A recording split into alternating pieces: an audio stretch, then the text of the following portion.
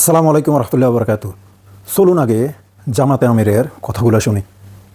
আসসালামু আলাইকুম রহমতুল্লাহ। সবাইকে মধ্যরাতের শুভেচ্ছা। কেমন আছেন সবাই?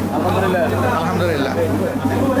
আমরা আপনাদের মাধ্যমে প্রিয় দেশবাসীকে প্রথমে ধন্যবাদ জানাই যে দীর্ঘদিন পরে দেশের মানুষ দুইটা নির্বাচনে একই দিনে অংশগ্রহণ করেছে, একটি গণভোট আর একটা সরকার গঠনের জন্য ভোট।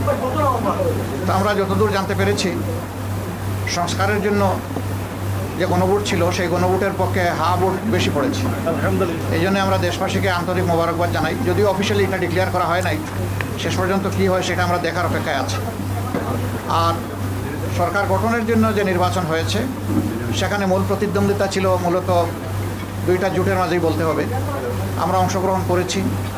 নির্বাচনের প্রক্রিয়া যখন শুরু হয়েছে তখন থেকে শুরু করে আমরা আমাদের কার্যক্রম চালিয়েছি। আমাদের যারা প্রতিদ্বন্দ্বী ছিলেন তারা তাদের কার্যক্রম চালিয়েছে। স্বাভাবিক একটা নির্বাচন যখন হবে সবাই জিতবে না, কেউ জিতবে কেউ হারবে, এটাই গণতন্ত্রের সৌন্দর্য। আমাদের দেশে কিছু সংস্কৃতি আছে, আমরা এই সংস্কৃতিকে পাল্টানোর পক্ষে। তবে আমাদের কিছু অবজারভেশন আছে, সেই অবজারভেশনগুলো আমরা জাতির সামনে তুলে ধরার পক্ষে, যাতে ভবিষ্যতে একই অন্যায়ের বা সীমালঙ্ঘনের পুনরাবৃত্তি না ঘটে। বেশ কিছু ঘটনা ঘটেছে, আমরা এগুলা কম্পাইল করছি।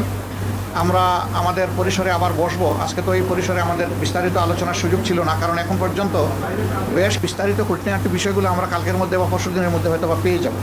এ সময়ের ভিতরে সরকারও নির্বাচন কমিশন আশ্বস্ত করেছে যে তারা 13 তারিখের ভিতরে রেজাল্ট দেবেন। আমরা সেটা দেখার অপেক্ষায় আছি, তারা দেন কিনা।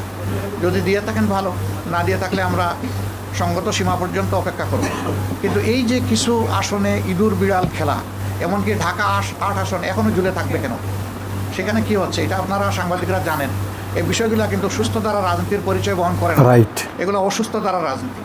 তো সেই বিষয়গুলো আমরা বিবেচনায় নিব, জাতিকে আমরা যতটুকু জানানো দরকার সবাই জানাবো, যাতে ভবিষ্যতে একই মন্দ কাজের চর্চা অথবা ধারাবাহিকতা না থাকে। আপনাদেরকে ধন্যবাদ সবাইকে, কষ্ট করে আপনারা এসেছেন। আমরা একসাথেই কাজ করব, আপনাদের সাথে আমরা আছি, আমাদের সাথে আপনারা থাকবেন। কত সুন্দর কথাগুলো বলেছেন তিনি, তাই না? আমরা বাঙালি জাতি আসলে ভালো মানুষকে কদর করতে জানি না।